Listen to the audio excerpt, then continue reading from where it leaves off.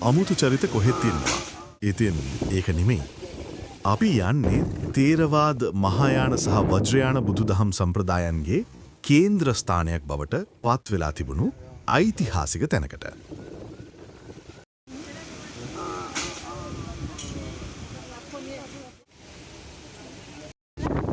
මේ අභයගිරිය නිර්මාණය කළේ වලගම්බා රජතුමා.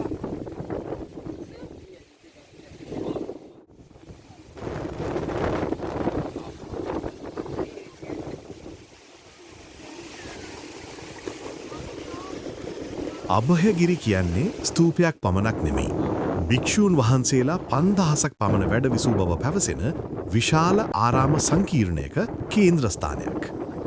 අභයගිරිය ක්‍රිස්තු පූර්ව 89 සහ 77 අතර කාලයේදී ඉදි කරලා තිබෙනවා.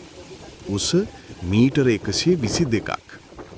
ගීසාවල තියෙන විශාලතම පිරමීඩයේ උස මීටර 146ක්.